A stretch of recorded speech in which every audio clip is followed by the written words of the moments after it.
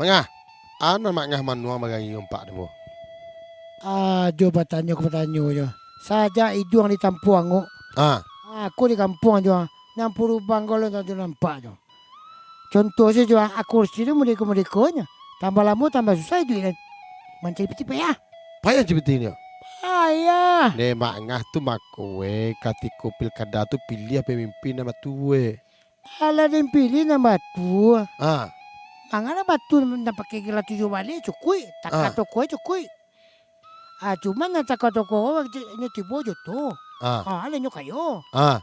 Itu kalau nyo salian tu nanti mo. Baru kita nanti mo lah payah lo mencari sadik ko gini mah jo. oh, gara-gara peti satu ibu, tabali dek mangah bagi, tapi kursi nak tukar kan? Sampai kini nak ada. Nak ada deh. Nak ada bertukar. Kini ko ada menyarah lo jo. Lapannya lo kini ko. Sian akan dipilih. Nak rancak untuk perubahan di kampung awak ko. Ya kepada undang-undang mangah batang Pertama calia itu bakace orang Minang rueh je buku. Rupo je tempan. Calia je pengalaman itu nak bisa kita suah contoh. Ka ambo suah mangah ke Palembang bisa mangah. Oh, tak bisa tu. Dia tahu mangah Palembang di mata Indah, apa kampung dia ni macam tu. Sama lo coba memilih bupati. Dan dipilih bupati itu adalah yang biasa di pusat supaya pembangunan Padang Pemangku bisa jalan rumah omku sudah. Janji tu ada. Janji ada. Ada. Tapi sampai kini jalan kau tak tukut je. Sampai kau jual tu tak tukut. Jadi mangah janji tinggal janji di mangah Iya, tu walai. Jadi mangah nan ado tu menurut embo ko Iya. Na punya takah tokoh jo tokeh no langkok tau. Oh, cukui kau. Cukui. Dia lah. Dan raso indak kamu kie janji Coba taranya coba. Nomor berapa?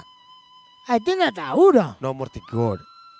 Baku aja nomor tiga aja tadi. Pertama itu kan angko nan dia gian pelagan cak deh mangah tu. Oh iya nak. 3 tungku saja kan. Oh sama yang mengaji aja. 3 tali sapilin. Sapilin. Sama je mengaji. Jadi mendekung mangah. Oh mereka. Ya. Tengah. Iko ko lang dia kace ugange ko ya. Iko alif lam ha. Kalau jambu alif batasa. Ndak juga lo. Kok tulisan Allah kok.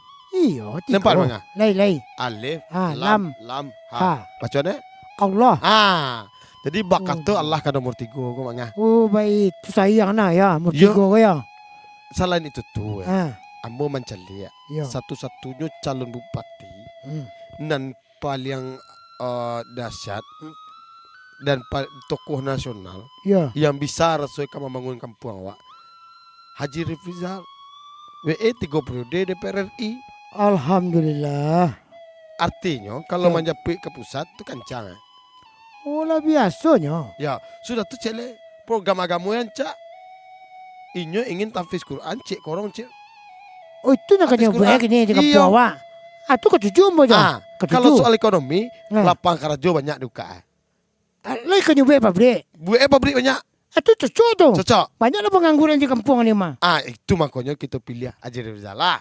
Jadi bos setuju tu. Pakai mau 3. Bahasamu makanya di ada bahasa di Sarak. Sarak bahasa di kita pula. Sarak tu ada memakai. Bahasamu makanya menjadi. Jadi kalau gitu bos setuju. Lah kita pilih nomor 3.